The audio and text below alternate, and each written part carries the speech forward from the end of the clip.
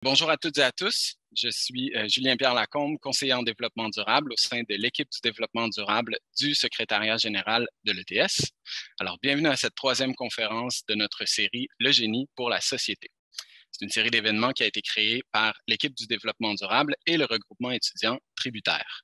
Elle vise à offrir à notre communauté des conférences d'experts sur différentes thématiques en lien avec l'application du développement durable dans le domaine de l'ingénierie. Alors aujourd'hui, on vous transporte dans un domaine en pleine effervescence, celui de l'agriculture urbaine. C'est une pratique qui génère de nombreux bénéfices pour la société, où l'ingénieur apporte de multiples contributions. Nous avons la chance de les explorer aujourd'hui en compagnie de deux experts du secteur. Nous sommes également accompagnés de ma collègue Sarah Courcelle de l'équipe du développement durable qui œuvre à la modération de cette conférence. Suite aux exposés de nos deux conférenciers, il y aura une période de questions de 10 minutes. Nous vous invitons à poser vos questions dans la zone de discussion afin que Sarah puisse les poser aux conférenciers. Notez également que cette conférence est enregistrée et qu'elle sera offerte sur la chaîne YouTube de l'ETS. Il est maintenant temps de vous présenter nos deux conférenciers. Éric Duchemin est directeur scientifique et formation au laboratoire sur l'agriculture urbaine, le OLAB, ainsi qu'au carrefour de recherche, d'expertise et de transfert en agriculture urbaine du Québec, le CRETO. Il coordonne les multiples recherches au sein de ces organismes. Depuis plus de 10 ans, il mène des recherches interdisciplinaires sur les enjeux entourant l'agriculture urbaine afin de documenter ce mouvement social et cette filière agricole en plein développement. Spécialiste reconnu internationalement, il est amené à animer des formations, à participer à des comités, à des recherches et à des projets d'intervention à l'international, particulièrement en France, en Belgique et aux États-Unis. Notre deuxième conférencière est notre professeure Danielle Monfait.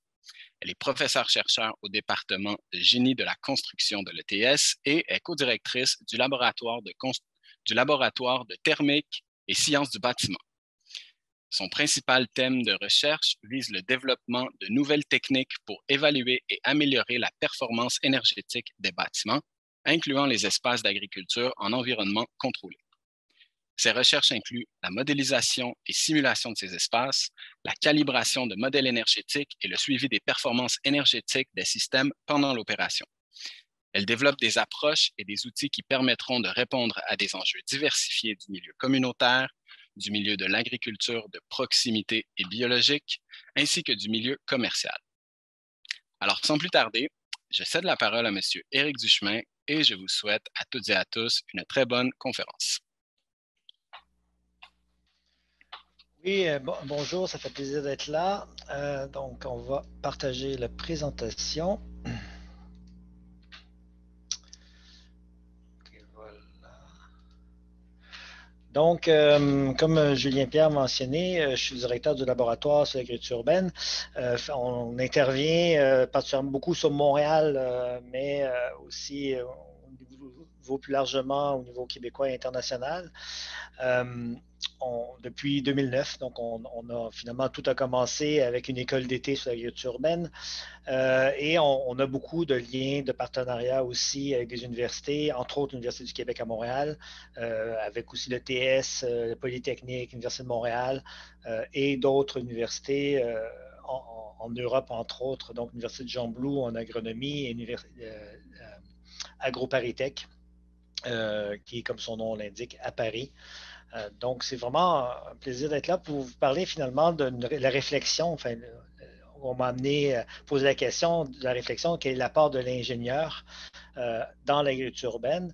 Effectivement, souvent, on n'y pense pas immédiatement, mais je vous dis, en tant que personne qui porte un groupe de recherche, qui fait beaucoup d'interventions, on porte beaucoup de projets, l'ingénieur a une place centrale dans plusieurs de nos projets et on a des employés qui sont ingénieurs ou ingénieurs en devenir. Là, souvent, ils sont en fin de formation.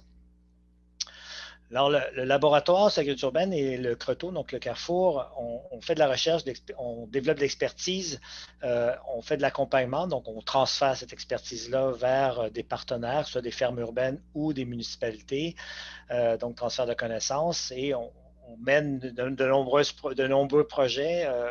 Le laboratoire est un organisme sans but lucratif, donc on a un conseil d'administration et le conseil d'administration du laboratoire dit toujours qu'ils sont un peu étourdis par le nombre de projets qu'on peut mener en parallèle. On mène annuellement une soixantaine de projets de recherche et d'intervention.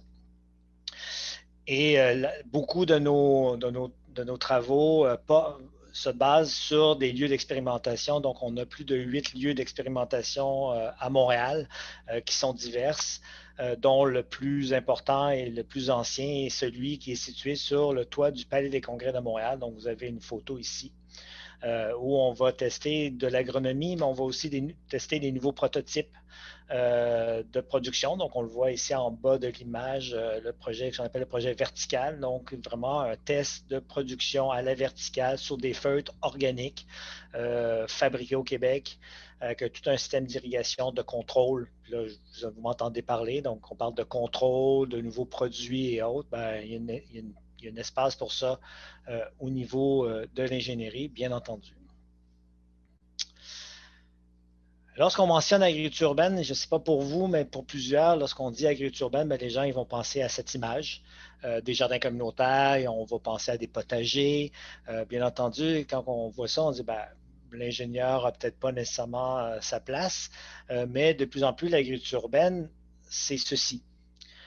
Donc, des projets sur toit. Ici, c'est des fermes LUFA. Donc, les fermes LUFA, ils ont 4 projets à Montréal sur toit de différentes dimensions. Le premier, 3000 m² et le dernier fait 1,6 hectares. Donc, bien entendu, déjà construire une serre sur toit, il y a des enjeux. Il y a tout l'enjeu aussi de la récupération énergétique. Donc, c'est de plus en plus ce qu'on voit, ça va être un peu ceci sur toit, donc des fermes commerciales, techniques à très haut taux de production agricole. Pour vous donner une idée de l'évolution du nombre de fermes urbaines au Québec, on suit ce développement-là depuis 4 ans. Au niveau, on fait des portraits de l'agriculture urbaine, des fermes urbaines. Puis on a commencé avec les premières fermes urbaines au Québec. Donc, au début des années fin des années 80, début des années 90, c'est les premières fermes qui sont apparues. Ce qui fait en sorte que peut-être Montréal compte la plus ancienne ferme urbaine au monde, toujours en activité.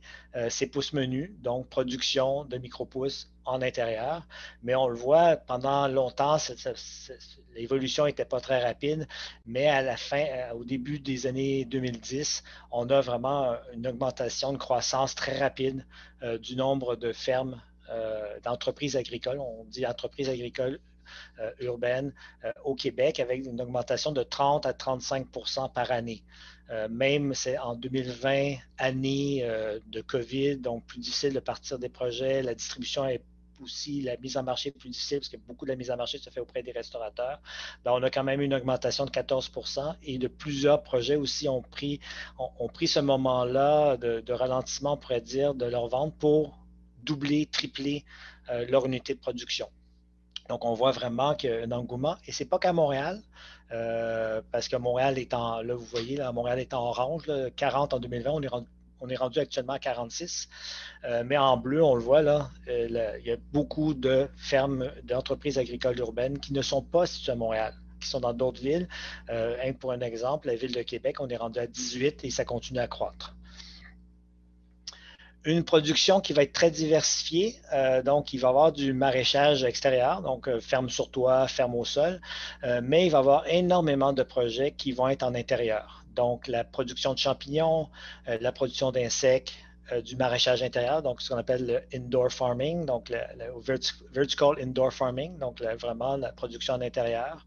Micro-pousses aussi, c'est dans l'intérieur. Donc, on voit vraiment une très forte diversification, mais aussi une très forte présence de l'agriculture dans des bâtiments ou sur des bâtiments.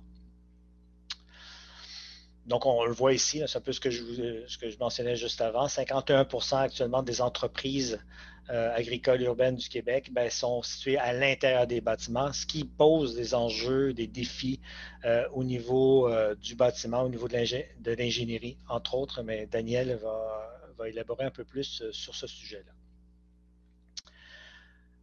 Donc, on se pose cette question-là, c'est quel rôle pour des ingénieurs au niveau de l'agriculture urbaine parce qu'à la base, agronomie, on ne se pose pas trop de questions. Les agronomes sont hyper présents. Après ça, il y a toute la question des urbanistes. Donc, parce qu'il y a beaucoup de réglementations qui vont entourer la mise en place de fermes urbaines.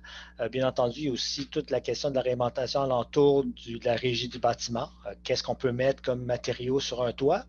Qu'est-ce qu'on ne peut pas mettre? Quelles sont les dérogations potentielles ou pas? Actuellement, on construit des serres en verre sur toit parce que le code du bâtiment ne permet que ça, ne permet pas le polycarbonate. C'est pas dire qu'on ne peut pas demander des dérogations, mais c'est plus complexe, c'est plus long.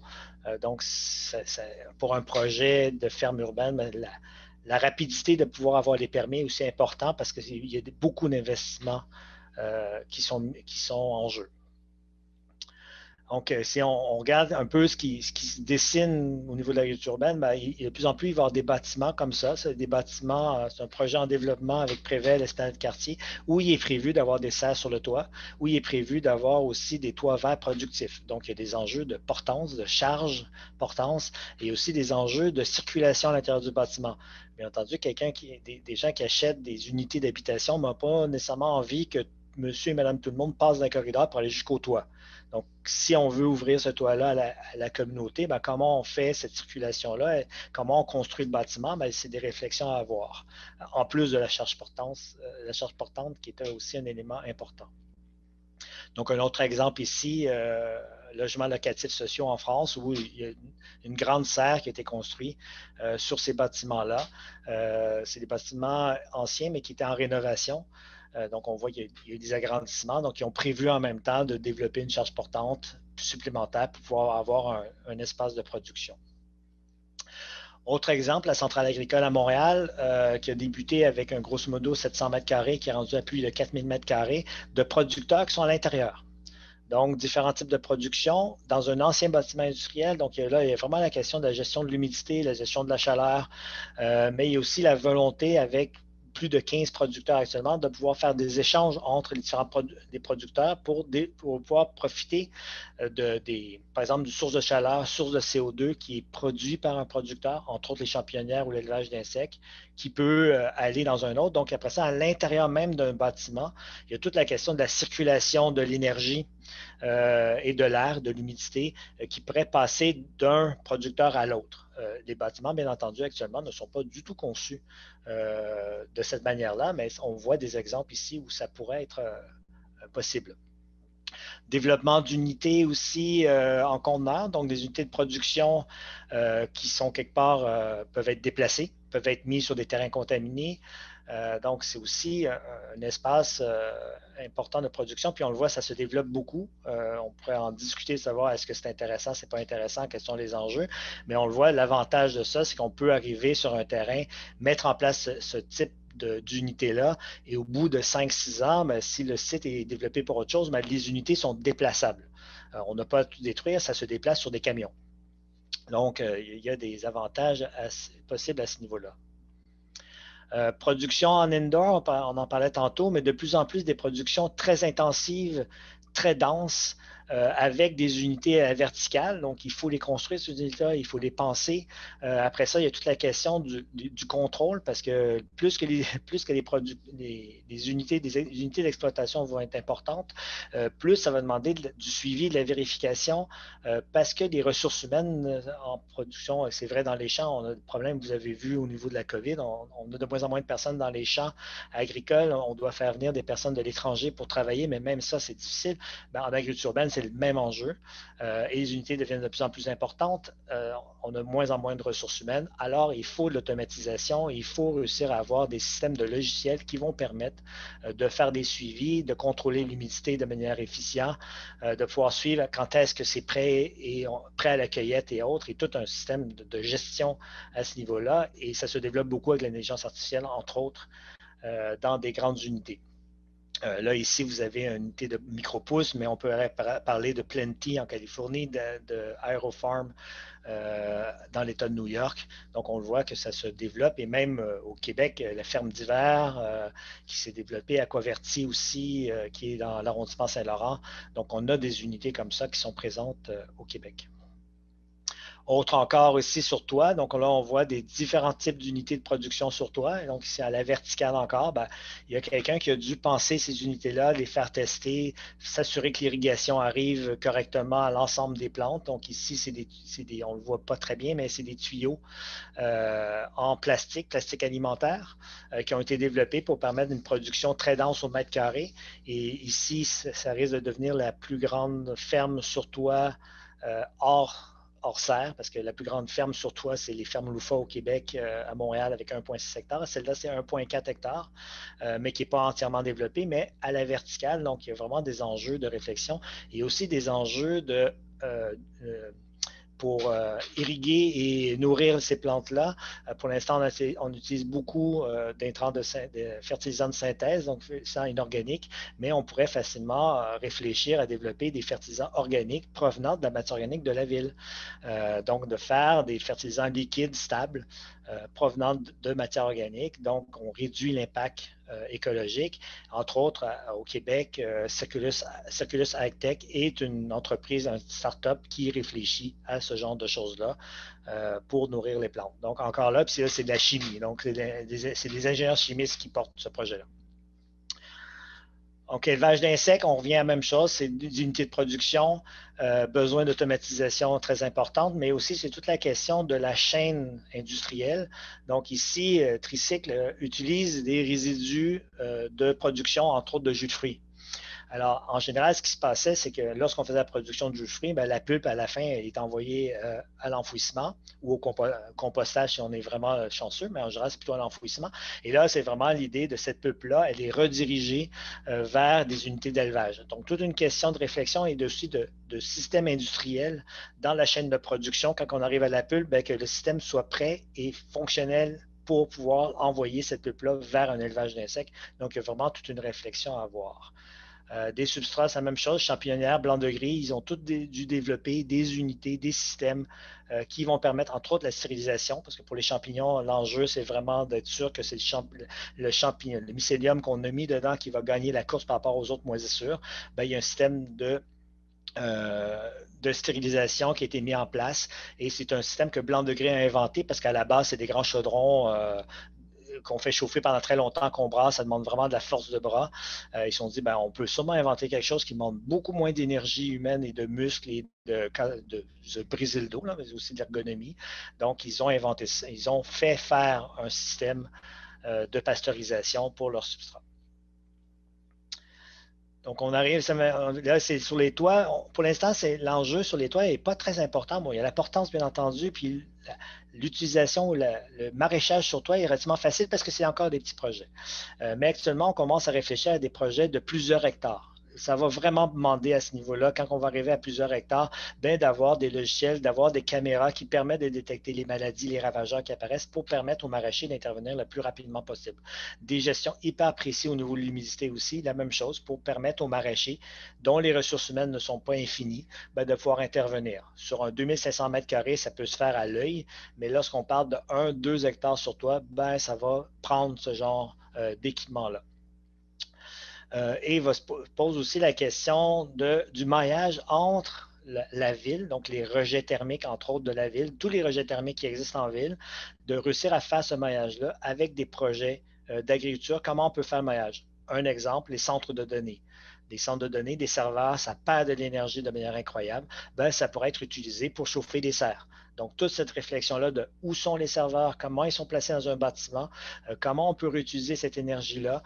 Il y a même des projets actuellement de récupération de chaleur de petites unités, parce que là, on parle de centres de serveurs, de grands centres de serveurs, mais il y a des systèmes pour pouvoir récupérer l'énergie de petites unités de serveurs pour pouvoir être utilisées pour chauffer après ça des projets plus petits aussi de production en serre.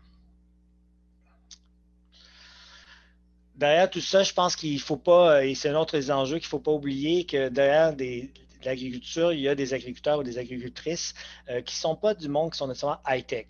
Donc, c'est réussir à développer des projets et des systèmes d'ingénierie qui peuvent être utilisés par des personnes qui n'ont pas nécessairement des compétences de très haut niveau sur les technologies.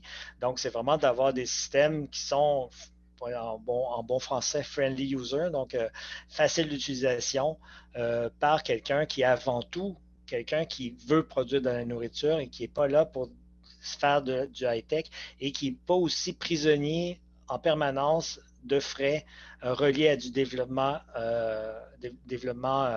logiciel ou autre, parce qu'il ne faut pas oublier quelque chose, et puis ça, on le voit de plus en plus quand on travaille avec des promoteurs. Les gens ont l'impression que les agriculteurs urbains font des profits faramineux parce qu'on voit des gros investissements dans les grands projets, mais la production alimentaire, les profits d'avoir une ferme urbaine ne sont pas importants. Et c'est vrai aussi pour les fermes en monde rural. Ce n'est pas du monde qui font des profits astronomiques.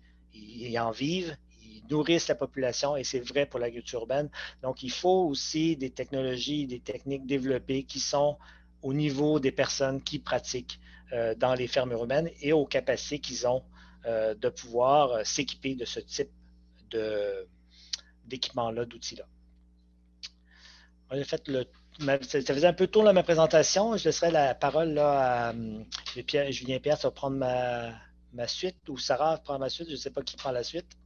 Oui, en fait, M. Duchemin, on a 2 questions pour vous dans la section questions et réponses. Donc, tout d'abord, Guillaume Turgeon souhaite savoir si le laboratoire sur l'agriculture urbaine est relié à une université.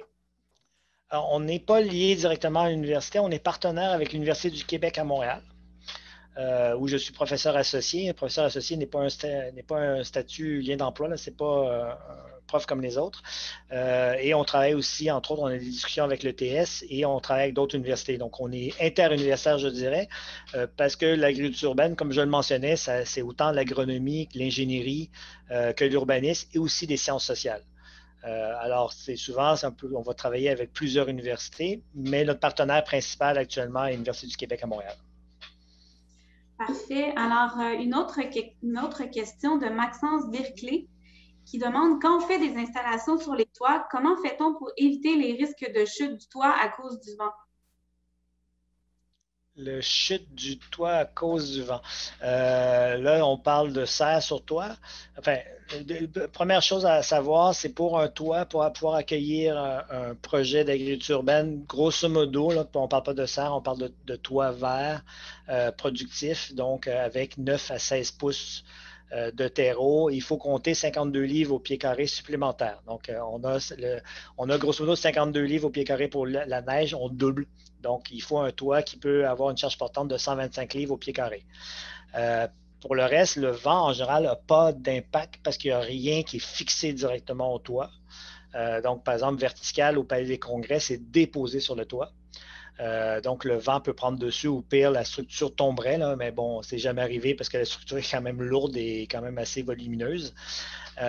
Donc, c'est ça, je ne connais pas de toits qui ont été arrachés. À l'inverse d'un panneau solaire, les panneaux solaires, c'est que souvent, l'enjeu, c'est qu'ils prennent dans le vent et ils sont fixés au toit.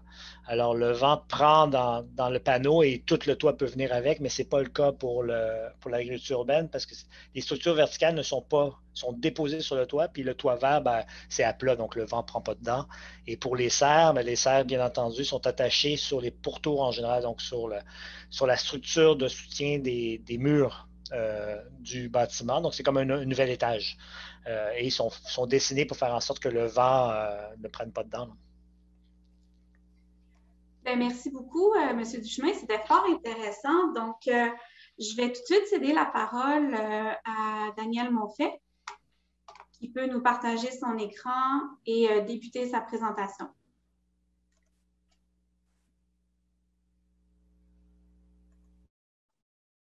Donc, bonjour à tous. J'espère que vous allez bien aujourd'hui. Donc, merci Eric d'avoir mis la table pour la présentation que je vais faire. Puis, je vais rentrer plus dans des aspects très ingénierie ou des exemples concrets de ce qu'on fait comme travaux de recherche, mon équipe et moi, au laboratoire de thermique et sciences du bâti. Donc, une des choses qu'on regarde, en fait, c'est qu'on a vu que l'agriculture urbaine incluait plusieurs types d'espaces. Donc, Eric en a présenté plusieurs de ceux-ci. On a les aménagements extérieurs qui sont un peu la première type d'espace qui nous vient en tête lorsqu'on parle d'agriculture urbaine.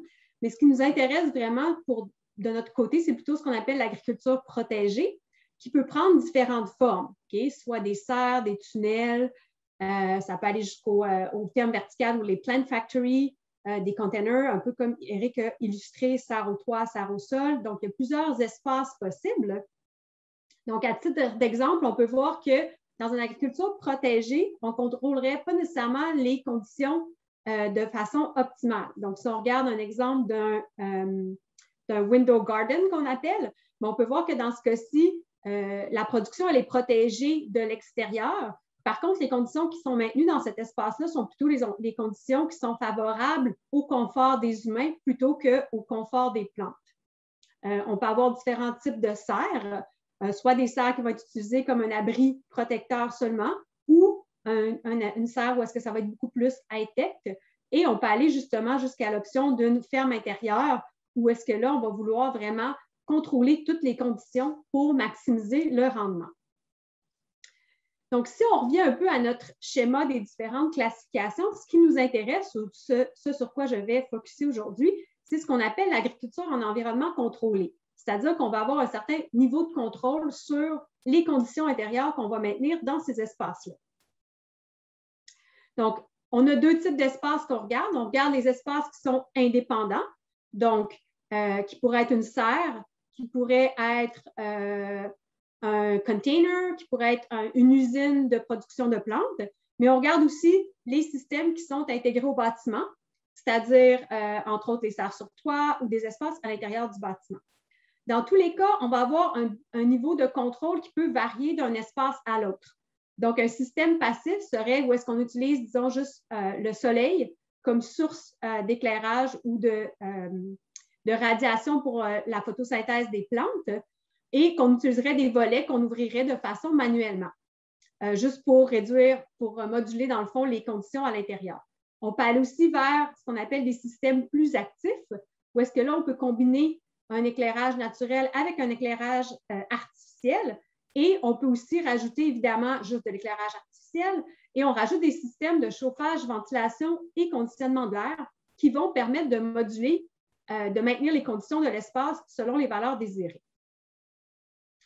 Donc, si on regarde un peu les types d'espaces d'environnement contrôlé les plus connus, bien évidemment, on a la serre au sol, la serre sur toit, l'espace d'agriculture intégrée au bâtiment qui pourrait ou non avoir, dans ce cas-ci, de l'éclairage naturel ou non. Donc, évidemment, lorsqu'on est en éclairage électrique, on va surtout avoir des besoins de refroidissement. Dans ce cas-ci, j'ai montré un espace à l'intérieur du bâtiment, mais ça pourrait être aussi un espace qui serait indépendant au bâtiment. Donc, les deux options sont possibles. Dans tous les cas, c'est un peu le même processus qu'on utilise pour les analyser. Donc, pourquoi on s'intéresse à l'agriculture en environnement contrôlé? Bien, ça revient un peu à ce qu'Éric a dit, entre autres, au niveau de l'idée des containers, où est-ce qu'en fait, on peut avoir un certain contrôle sur notre rendement et notre qualité des produits, puis on peut aussi cultiver un peu n'importe où, okay? Et n'importe quand. C'est-à-dire que lorsqu'on contrôle l'environnement, même si on n'a pas des conditions optimales à l'extérieur pour favoriser la croissance des plantes, on peut mimiquer ces conditions-là pour faire une production locale. En général, si on contrôle bien les conditions, on peut avoir une qualité du produit qui va être plus constante. On va augmenter les densités de rendement. On pourrait aussi avoir une empreinte plus petite au sol, surtout si on fait de l'agriculture verticale. Plus facile en général de faire la gestion des pestes ou même des ravageurs. On consomme en général moins d'eau. On peut avoir une réduction des déchets. Et évidemment, ça crée une certaine sécurité au niveau de l'approvisionnement local. Donc, ce qui nous intéresse, Éric l'a mentionné, il y a tout le problème d'humidité. Donc, en fait, ce qu'on regarde, c'est comment la plante répond à l'environnement. Donc, la plante, lorsqu'elle croît, ça va être en photosynthèse, puis elle va faire une conversion de la lumière, du soleil ou électrique, et du CO2 en eau et en sucre et en O2. Okay? Donc, c'est un processus chimique qui occure dans la plante, qui est influencé en fait par plusieurs variables. Ce que ça fait, c'est que ça crée de l'évaporation, de l'évapotranspiration. C'est-à-dire que l'eau d'irrigation ou l'eau dans laquelle les nutriments sont donnés à la plante va s'évaporer dans les feuilles via les stomates. Et donc, ça va influencer en fait les conditions de l'environnement, tout ce qui se passe au niveau de la distribution des nutriments à travers la plante et influencer le processus d'osmosis aux racines. Donc, ce qu'on veut en fait, c'est contrôler cette évapotranspiration-là pour que la plante se sente un peu chouchoutée dans son environnement et produisent et grandissent le plus rapidement possible, mais aussi avec un certain niveau de qualité. Donc, lorsqu'on parle d'un espace d'environnement contrôlé, là, j'ai illustré en fait 2 espaces typiques. Donc, on a la serre. Donc, on va avoir évidemment des échanges thermiques entre la plante et son environnement. Et dépendamment du type d'espace, on pourra avoir des échanges thermiques qui seraient soit avec le sol et l'environnement et le soleil, ou dans un espace intérieur qui serait avec les espaces adjacents ou avec l'extérieur. Dans tous les cas, ce qu'on va vouloir faire, c'est maintenir la température et l'humidité, le niveau de CO2 et l'intensité et la durée de l'éclairage. Pourquoi on veut maintenir ces éléments-là? C'est ce qui favorise la photosynthèse, donc qui va influencer le rendement et la qualité du produit. Donc, c'est vraiment une combinaison de tous ces systèmes-là qui est intéressante. Donc, si on veut s'assurer de l'intensité et la durée ainsi que du maintien des conditions, lorsque requis, ce qu'on va faire, c'est qu'on va rajouter de l'éclairage artificiel. Donc, évidemment, il y a différents types d'éclairage artificiel qui sont disponibles. Et on va rajouter des systèmes de chauffage, ventilation et conditionnement de l'air pour moduler les conditions à l'intérieur pour qu'elles soient optimales pour les plantes. Donc, avoir un espace dans l'agriculture en environnement contrôlé vient aussi avec des défis. Donc, dans notre climat, dans une serre, par exemple, on va avoir une consommation d'énergie accrue pour le chauffage, c'est-à-dire pour maintenir les conditions intérieures dans une plage qui est acceptable pour les plantes. Dans un espace vertical, à l'inverse, on va avoir des besoins de refroidissement parce que les lumières vont dégager beaucoup de chaleur, puis les plantes vont évaporer davantage et donc ils vont transpirer et créer, dans le fond, des gains en humidité qu'il va falloir traiter avec des systèmes de déshumidification. D'ailleurs, c'est un des défis qu'on soit en serre ou en espace vertical, c'est la gestion de l'humidité ou du processus d'évaporation, d'évapotranspiration qui permet en fait à la plante de bien absorber les nutriments. Donc, ce qu'on veut développer, dans le fond, c'est des approches ou des outils pour mieux dimensionner ou choisir les systèmes de chauffage, ventilation et conditionnement de l'air qui nous permettraient de faire une meilleure gestion de l'humidité et aussi de contrôler ces systèmes et faire une gestion optimale de ces systèmes-là. Il y a plusieurs stratégies qui peuvent être mises en place. Éric en a mentionné quelques-unes. On peut aller pour l'approche très high-tech, où est-ce qu'on contrôle, puis on est vraiment dans le rendement maximum, mais on peut aussi regarder des stratégies où est-ce que l'idée pourrait être de s'assurer un minimum de confort pour la plante avec une consommation d'énergie beaucoup moins importante, mais qui permet quand même une production locale. Donc, pour ce faire, la stratégie qu'on met en place, c'est de développer des modèles énergétiques des espaces d'AEC qui vont nous permettre, dans le fond, d'élaborer plusieurs stratégies à ce niveau-là pour minimiser la consommation, mais aussi pour faire un meilleur contrôle des conditions extérieures. Donc, on utilise des outils logiciels qui existent déjà pour les bâtiments, puis on regarde comment on peut les adapter, en fait, pour les appliquer à l'agriculture en environnement contrôlé. Donc, la première chose qu'on fait, c'est qu'on va modéliser l'espace, que ce soit notre serre ou notre bâtiment, que ce soit pour un espace qui va être à l'intérieur de ce bâtiment-là ou un bâtiment indépendant. Dans tous les cas, on utilise un outil qui est déjà validé, donc ça simplifie une partie de ce problème-là. Le deuxième élément qu'on va faire, c'est qu'on va vouloir modéliser l'éclairage. Donc, il y a une partie qui va être l'éclairage, la radiation qui provient du soleil, il y a une partie qui va venir des lumières. Donc, on peut modéliser différents types de lumières et ces lumières-là, en général, vont être choisies selon le type de plante qu'on va faire pousser avec un spectre spécifique. L'information qu'on utilise lorsqu'on regarde l'apport énergétique de ces lumières-là est un peu différent, en fait, de l'information qu'on a besoin pour faire pousser la plante. Donc, ça, c'est des éléments qu'il faut prendre en considération lorsqu'on veut regarder différents enjeux d'un point de vue énergétique. Ensuite, ce qu'on veut regarder, c'est la plante elle-même, comment elle interagit avec son environnement pour certains sets de conditions. Donc, on peut regarder des plantes qui seraient statiques, toutes à un même stade de croissance, ou si on les faisait pousser un peu de façon sporadique, c'est-à-dire qu'on récolte sur une base régulière. Donc, ça, c'est une façon de faire. Ou on peut regarder aussi qu'est-ce qui se passe quand la plante grandit, puis comment ça va faire fluctuer, dans le fond, l'évapotranspiration. Parce qu'au fur et à mesure que la plante grandit, la superficie de feuillage en contact avec l'environnement augmente Et donc, ça influence la quantité de transpiration ou d'évapotranspiration de la plante. Pour contrôler toutes ces conditions-là, bien là, on utilise des systèmes de chauffage, ventilation et conditionnement de l'air. Donc, en général, les outils de modélisation énergétique des bâtiments ont déjà des types de systèmes qui sont disponibles ou des équipements qu'on peut assembler en système qui ont déjà été prévalidés. Donc, notre vrai défi, lorsqu'on veut modéliser ces espaces-là, c'est de vraiment bien traiter l'éclairage et le gain des plantes, dans le fond, dans l'espace. Au niveau des systèmes, lorsqu'on va avoir développé ce type de modèle-là, ça va nous permettre, en fait, d'évaluer l'impact de différents types de sources d'énergie. Donc, dans les serres, en général, on peut utiliser ces 4 sources d'énergie-là. Donc, le mazout, qui est de moins en moins utilisé, le propane et le gaz naturel, qui est principalement utilisé pour le chauffage, l'électricité, qui est utilisée pour l'éclairage d'appoint, mais aussi parfois pour le chauffage avec les nouveaux tarifs qui viennent d'être mis en place. Lorsqu'on parle d'un espace vertical fermé, bien là, évidemment, la source d'énergie est pratiquement que électrique parce que ça va être des systèmes de refroidissement qui vont avoir besoin d'un compresseur qui roule avec de l'électricité. Donc, le premier élément qu'on veut modéliser, dans le fond, qui est un petit peu différent dans un bâtiment, c'est l'éclairage. Donc, on a une puissance électrique d'éclairage, puis selon le spectre qu'on utilise, il va y avoir différents éléments qui vont se passer, mais ce qu'on veut, c'est regarder comment cette puissance électrique-là, elle est divisée en différents types d'énergie. Donc, dans un bâtiment, ce qu'on veut voir, c'est ce qu'on appelle l'énergie qui est convective versus l'énergie qui est radiative. Donc, l'énergie convective, elle, ça devient comme une espèce de gain, donc un besoin en refroidissement instantané dans l'espace. La portion radiative, c'est une portion qui s'en va, dans le fond, dans l'ameublement ou dans les murs de l'espace et qui va avoir un délai dans le temps. Cette portion-là se divise en différents types d'ondes, on les caractérise de cette façon-là, et parmi ces ondes-là, il y a une portion, en fait, qui va être absorbée par la plante, qu'on appelle la radiation photoactive. Donc, c'est ce que la plante a besoin pour faire la photosynthèse.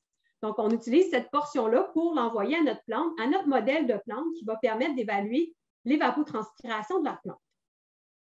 Donc, si on revient à notre modèle de plante, maintenant, on utilise une approche d'un bilan thermique, c'est-à-dire qu'on veut s'assurer que la plante est en équilibre. Donc, on va avoir notre énergie radiative qui arrive de la lumière, donc la portion encore qui est photoactive, qui permet à la plante de faire sa photosynthèse. Et de cette énergie-là, ce que ça va faire, c'est que la plante va avoir son processus de photosynthèse et il va avoir un élément de chauffage sensible qui va créer, dans le fond, un besoin en refroidissement ou en chauffage dans l'espace. Et on va avoir la portion latente qui va créer, en fait, un besoin en général de déshumidification pour maintenir les conditions optimales pour la croissance de la plante.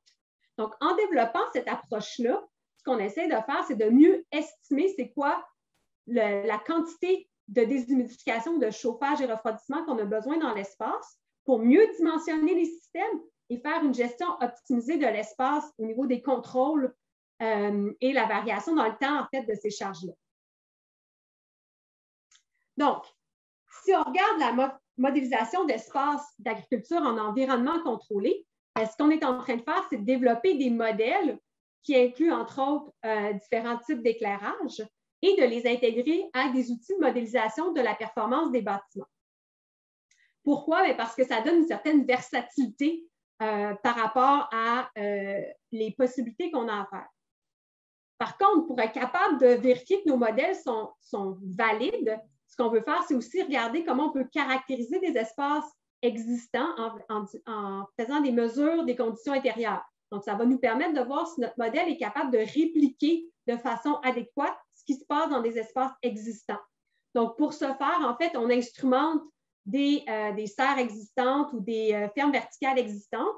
Puis, on a aussi un banc d'essai qu'on va pouvoir, qui est en mise en service, qui va être utilisé pour recréer de façon artificielle les conditions et voir si nos modèles, dans le fond, concordent avec la réalité.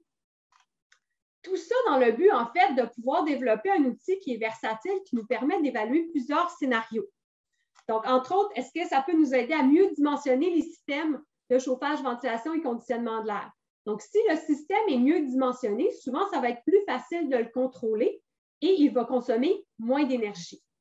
ça nous permet même d'évaluer les performances énergétiques de l'espace.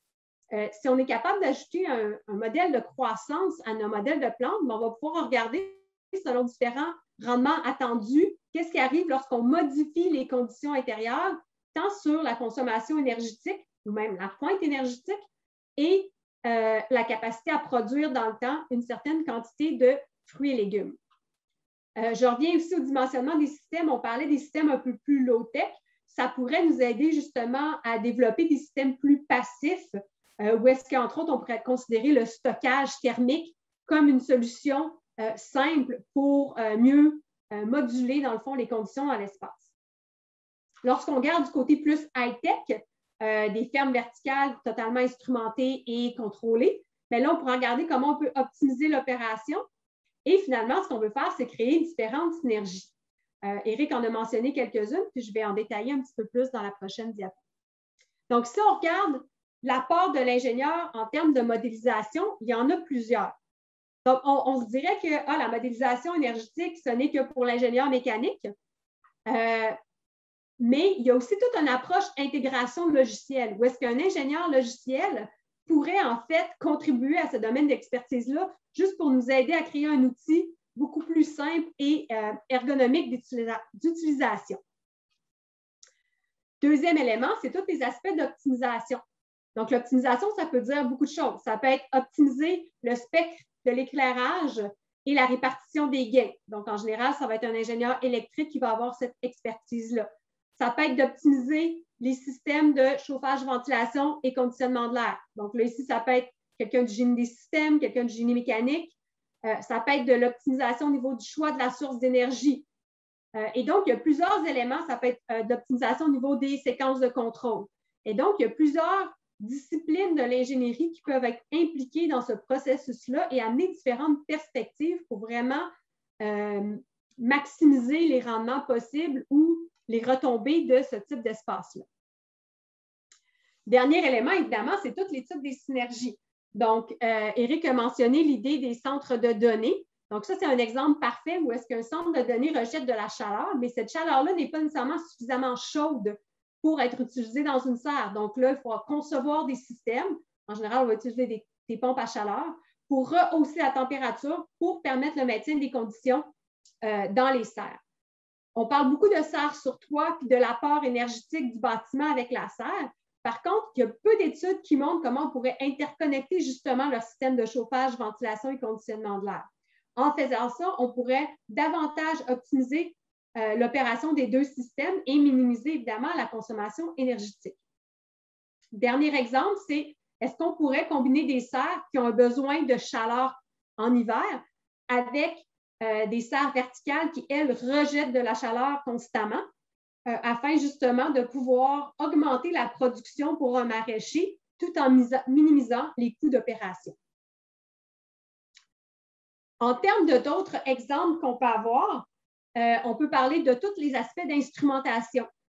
Éric en a mentionné quelques-uns, mais l'instrumentation est aussi un défi parce que justement, on est dans des espaces très humides. Et donc, il faut s'assurer que la précision des capteurs va être suffisante pour plusieurs sets de conditions. On pourrait regarder aussi le développement de nouveaux matériaux, tant au niveau de la structure, donc en général, on utilise plus des structures d'aluminium, mais est-ce qu'on pourrait utiliser du bois? Au niveau des matériaux de recouvrement, est-ce qu'on pourrait développer des matériaux soit plus durables ou qui ont plus qu'une fonction? Donc, est-ce que ça pourrait être un matériau comme qui aurait une capacité photovoltaïque translucide qui produirait de l'énergie, de l'électricité en même temps que de transmettre la chaleur à l'espace? Est-ce qu'on veut regarder comment, est-ce qu'on veut coupler un modèle ou est-ce qu'on regarde ce qui se passe au niveau de l'irrigation versus ce qui se passe sur la boucle d'air? Au niveau des systèmes CVCA, est-ce qu'on peut proposer des nouveaux systèmes, optimiser les systèmes existants, analyser des nouvelles configurations de systèmes, rajouter des éléments d'énergie renouvelable à nos installations? Gestion des déchets, je pense qu'il y a plusieurs choses à faire au niveau de la gestion des déchets, au niveau du compostage ou même l'utilisation du compostage pour créer de la chaleur dépendamment de l'envergure des projets. Et finalement, il y a tous les aspects de logistique et d'automatisation. Lorsqu'on parle de logistique, évidemment, il y a toute la logistique de distribution, Mais lorsqu'on parle d'automatisation, il y a plusieurs éléments qui peuvent être intéressants. Il y a évidemment le fait qu'on a en manque de main-d'œuvre. Donc, est-ce qu'on peut créer des robots qui vont aider à la cueillette des fruits et légumes? Mais il y a aussi les aspects, comme Éric mentionnait, de déterminer si les plantes sont en bonne santé ou pas. Donc, tout ce qui est en lien avec l'utilisation de caméras et d'analyse d'images pour détecter les pestes, détecter les maladies et même regarder la vitesse à laquelle la plante croît, qui est un élément assez important quand on regarde l'aspect énergétique des choses. Donc, ça vous donne un aperçu assez global des différentes disciplines qui pourraient être impliquées où est-ce que l'ingénierie a un apport important dans le domaine de l'agriculture urbaine. Et donc, je vous remercie. Si vous avez envie d'en savoir plus, vous pouvez nous poser des questions maintenant ou me contacter par courriel. Oui, alors on a une question ici de Mandy Joseph qui demande si le banc d'essai est conçu de quelle façon au niveau des systèmes? Est-ce que c'est à grande échelle avec les gros systèmes CVCA et les déshumidificateurs ou il est configuré à plus petite échelle, par exemple de la taille d'une chambre? Il est à plus petite échelle. C'est la taille d'une chambre. En fait, on a trois. Merci à l'équipe d'Éric, en fait, qui nous a vendu la portion hydroponique du système. Donc, c'est trois étages. Puis, on va avoir des capacités de déshumidification et de refroidissement dans cet espace-là. On compte l'instrumenter pour vraiment avoir une idée, une façon de valider nos modèles à l'interne.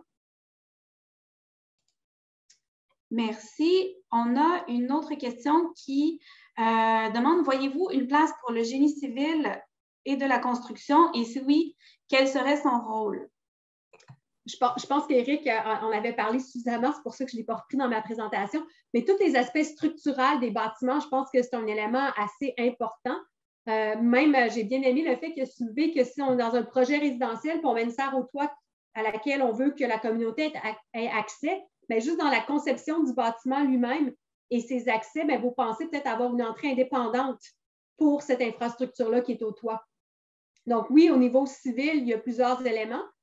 Ensuite, au niveau de la distribution des systèmes, si je me souviens bien, tout ce qui est hydraulique, hydrologie fait partie, en fait, des sous-sections du génie civil. Donc, je pourrais voir qu'à ce niveau-là, il pourrait y avoir aussi des éléments qui pourraient être intéressants à intégrer. Merci. La prochaine question, je crois qu'elle peut s'adresser aux deux conférenciers.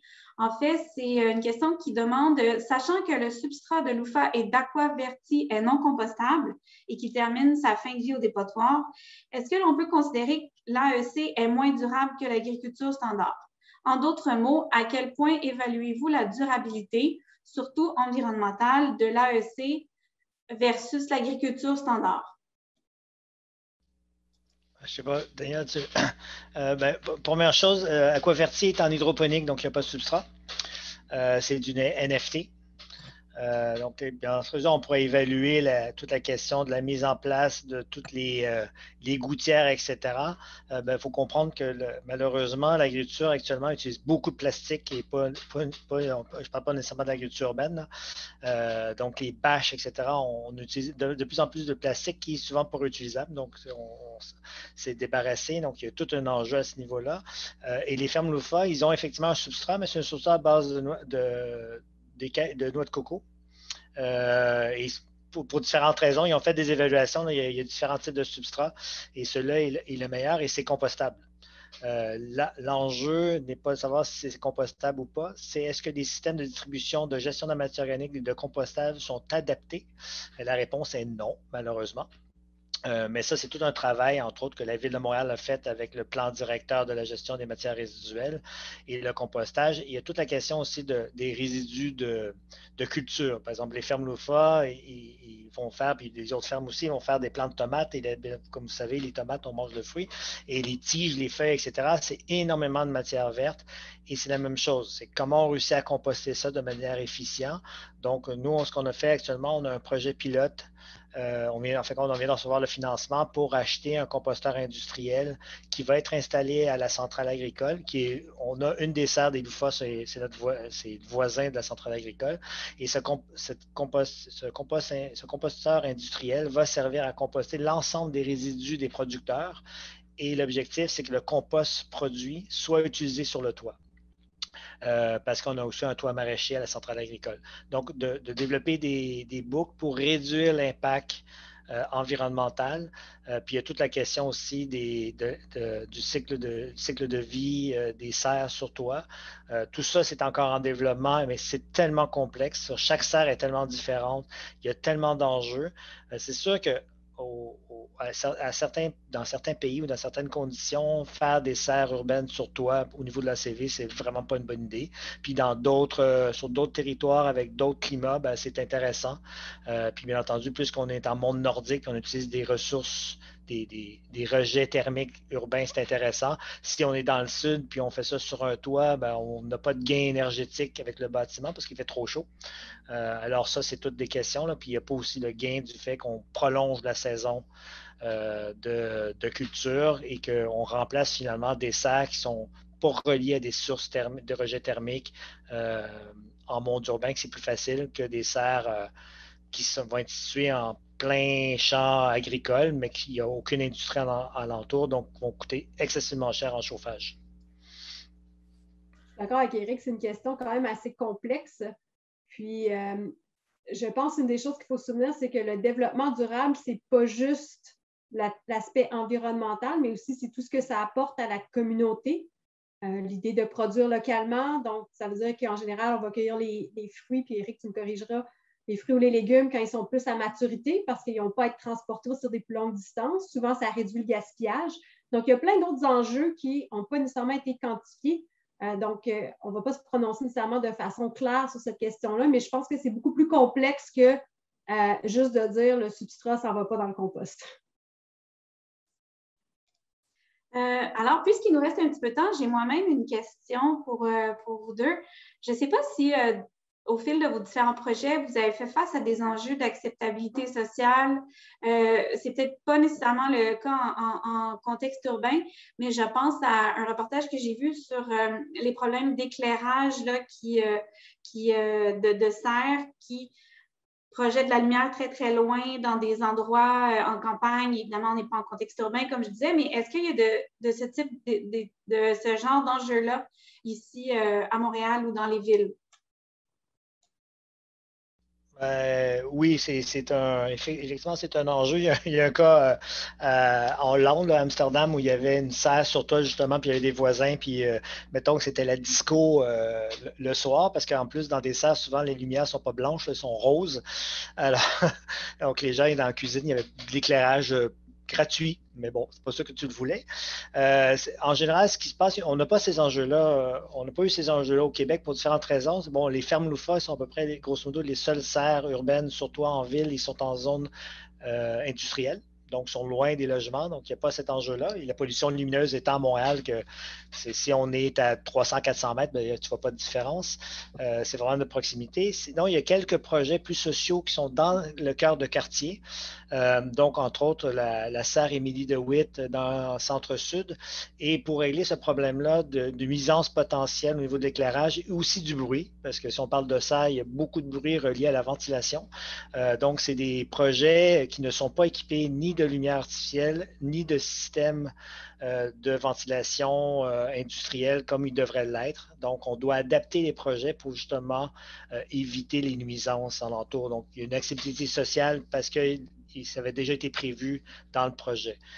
Pour les autres, à ma connaissance, il n'y en a pas. Il y a beaucoup des gens, plutôt souvent des propriétaires qui ne veulent pas, par exemple, un élevage d'insectes parce qu'ils ont l'impression qu'il va y avoir des coquerelles partout. Puis ça, nous, on a parlé avec des entrepreneurs aux États-Unis et des jeunes qui avaient eu une bourse de l'Université Harvard pour développer une ferme d'insectes qui ne trouvaient pas de locaux parce que tous les propriétaires qui ne voulaient pas louer à cause qu'ils avaient l'impression qu'il allait y avoir des coquerelles, il a beau expliquer qu'ils produisaient des grillons, des crickets, mais les gens ont l'impression qu'un grillon, c'est comme une coquerelle, donc ça va ça va rentrer partout dans le bâtiment. Mais ça, il y a beaucoup de sensibilisation de travail. Entre autres, à la centrale agricole, on a trois entreprises d'élevage, donc 2 entreprises d'élevage d'insectes. Ça nous permet beaucoup de sensibiliser les promoteurs, les propriétaires, quand ils voient finalement qu'il y a des élevages d'insectes, puis il n'y a pas d'insectes partout dans la centrale agricole. Donc, ça aide. La même chose avec les champignons. un propriétaire voit une champignon, il a l'impression qu'il va y avoir des champignons partout dans les murs. Et là, il faut t'expliquer que les champignons, ce n'est pas de la moisissure traditionnelle, puis qu'un producteur va faire attention, va mettre des barrières qui conviennent, créer des systèmes hermétiques parce que c'est ce qu'il a besoin comme environnement contrôlé. Là, et bien entendu, en général, c'est des bâtiments industriels en béton. Donc, c'est ça. Bien, merci pour cette réponse assez complète. On a une autre question de Vincent Chabot qui demande si, au niveau du dimensionnement des systèmes CVCA, si la modélisation des serres intérieures considère que la production agricole pourrait changer de nature au fil du temps. Exemple, au départ, on prévoit cultiver une plante X et Y et après quelques années, on augmente la production des plantes Y par rapport à la culture X. Quelle est la marge de sécurité que l'on doit prévoir pour le dimensionnement pour répondre à cette évolution? C'est une excellente question. Ça va dépendre. On a parlé du modèle de plante, mais il y a aussi les données d'irrigation qui peuvent indiquer, dans le fond, ça va être quoi un peu ce qui va causer l'évapotranspiration de la plante, donc la quantité d'eau qu'on envoie dans le substrat ou dans le système hydroponique.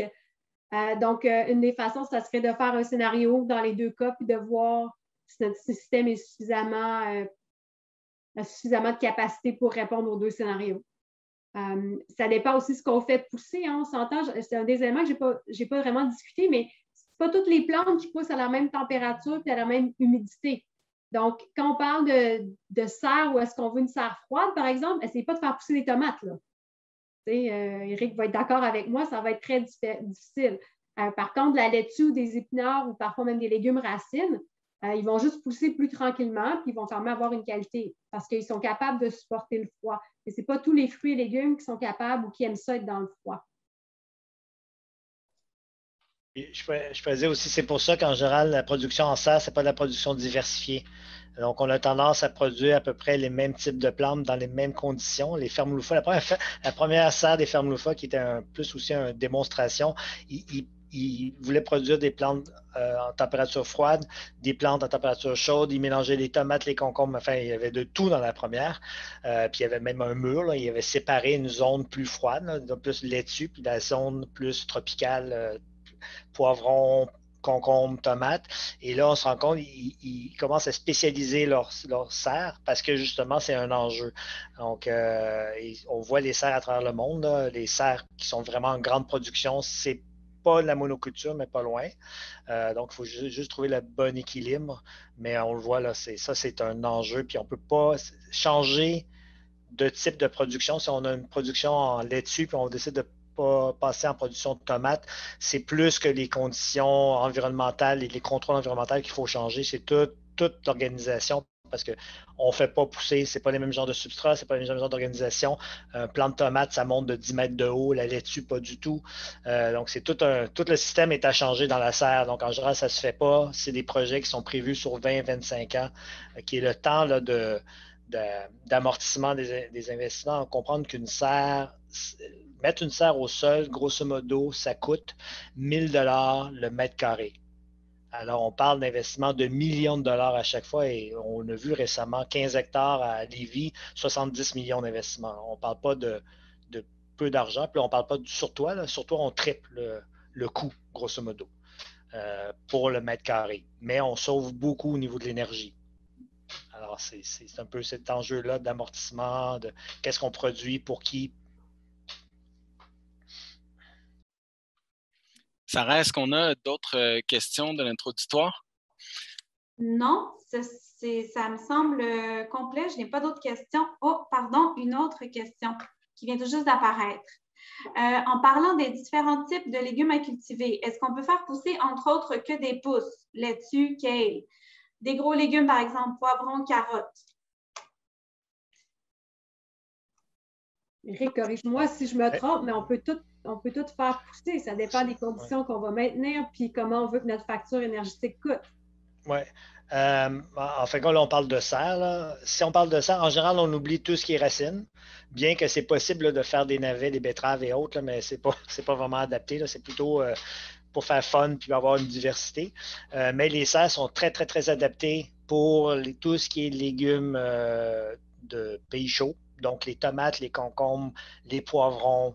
En général, c'est ça qu'on va avoir. Après ça, on le voit beaucoup en monde urbain, il va y avoir des laitues, des feuilles, mais c'est un enjeu parce que les températures dans les serres montent, puis c'est des plantes qui n'aiment pas la chaleur.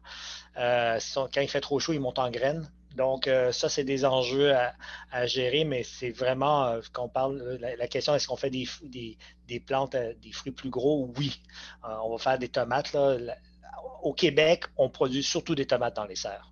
Puis c'est vrai dans le monde, là, je pense que 80% des tomates qui sont consommées en Europe, si ma mémoire est bonne, là, il faudrait vérifier les chiffres, proviennent de serres, soit d'Espagne, soit des Pays-Bas. L'autre chose, Éric, corrige-moi, mais l'idée de produire en serre, c'est de pouvoir avoir un approvisionnement continu. On s'entend que les carottes, les patates, les navets, c'est quand même des aliments qui se conservent beaucoup plus longtemps que de la laitue. Ouais. Ben, il y a deux choses. C'est aussi produire plus, vu les conditions qu'on a au Québec. Il faut comprendre que produire en serre, même des serres ultimement low-tech, on vient d'augmenter le niveau de production au mètre carré de manière énorme. Là. Je veux dire, les serres non presque pas chauffées, low-tech, on peut avoir en monde rural, dans les bio-intensifs. Ben, en mars, ils sont déjà en production, puis en juin, il y a déjà des tomates. Essayez de faire ça dans votre jardin, vous allez avoir des petits enjeux. Les plantes de tomates, si vous les avez mis en terre déjà dans votre potager, c'est un peu tôt. On attend toujours la fête des Patriotes, donc c'est dans une semaine ou deux, la mémoire. Enfin, à l'époque, c'est la fête de la Reine. Maintenant, c'est la fête des Patriotes, je pense. Il y a eu plein de noms. Il y a eu de l'art des Ormeaux aussi entre les deux. Mais bon, donc c'est ça. Donc, les serres permettent de devancer la saison et de la prolonger. Donc, grosso modo, on peut produire dans des serres low-tech presque jusqu'à la fin novembre, décembre. Des plantes de tomates qui n'aiment pas le froid. Là. Plantes de tomates, ça déteste le froid. Ben, merci beaucoup. En fait, on a une dernière question qui est dans la zone de discussion de M.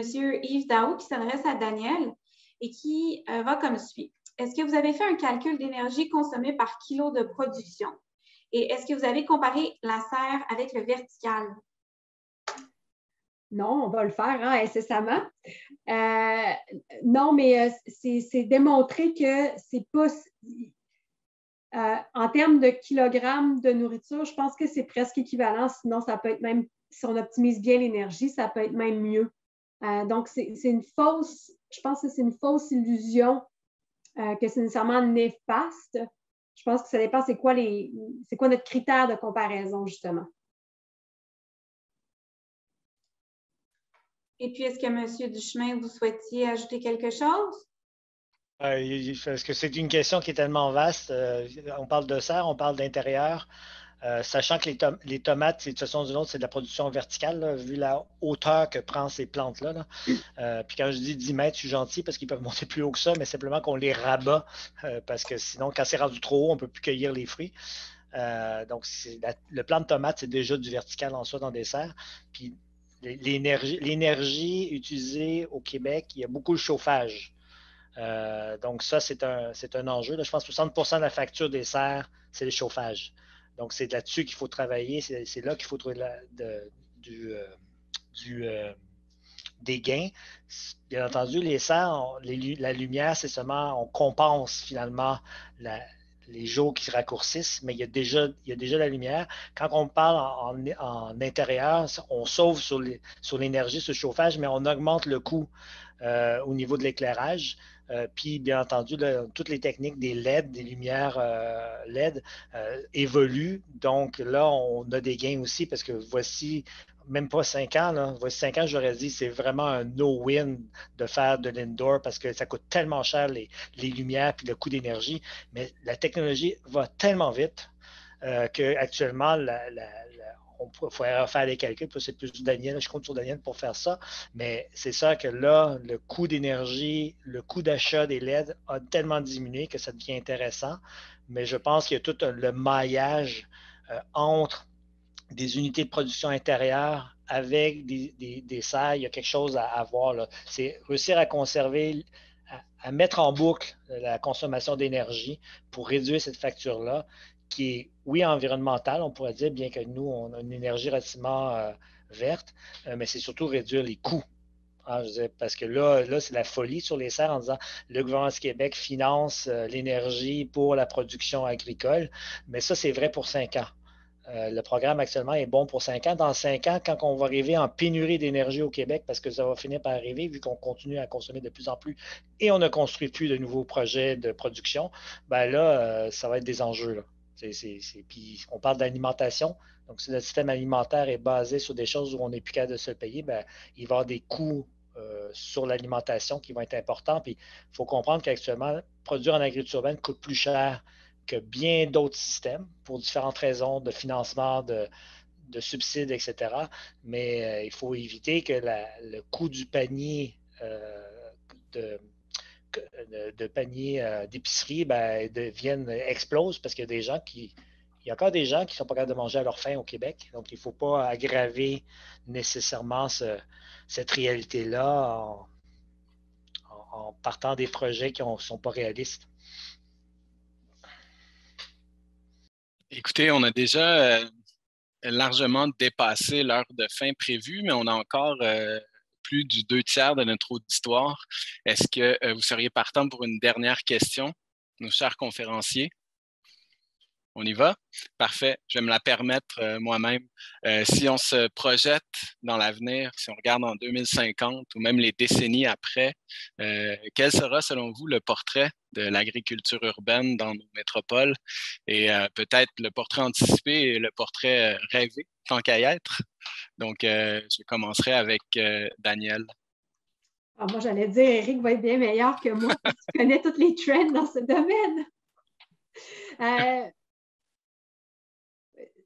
Moi, je pense que ça serait d'intégrer ces éléments-là dans tout nouveau projet, mais ça vient aussi avec beaucoup d'enjeux au niveau de la main-d'œuvre et de la gestion de ces espaces-là. Donc, il faut garder un côté réaliste.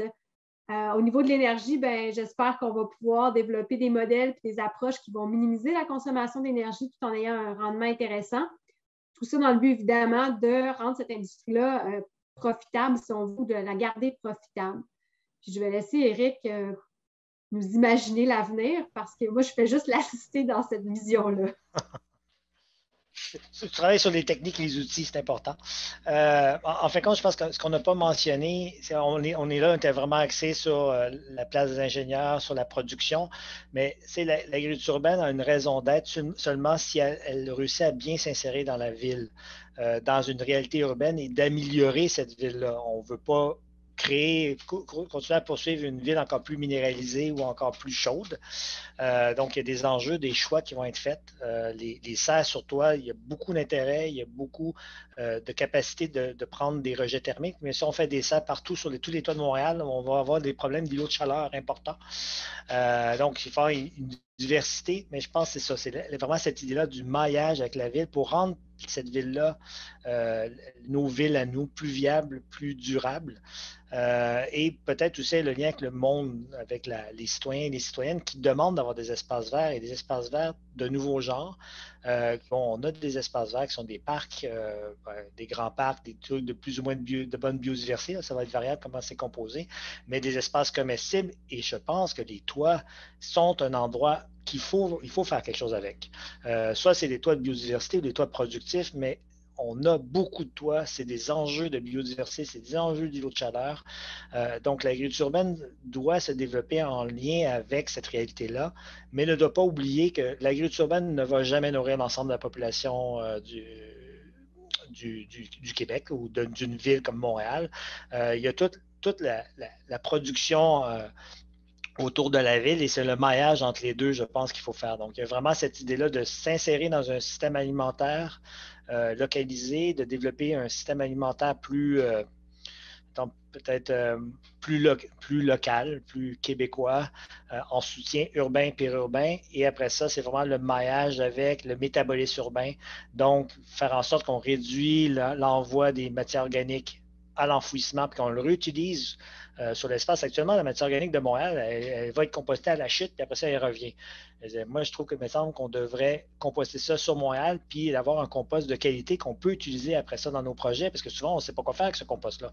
Alors, on a de la matière organique, mais c'est quoi sa qualité, etc. Est-ce qu'elle est contaminée? Et on est pris avec quelque chose qui n'a pas d'utilité parce qu'on n'y a pas réfléchi. Avec l'agriculture urbaine, on peut y réfléchir. Donc, c'est vers là que je le vois. Puis, on le voit, là, il y a un engouement. Là, on parle des fermes urbaines, mais c'est vrai des potagers individuels, c'est vrai des projets plus collectifs. Et on voit aussi de plus en plus de projets communautaires qui sont productifs.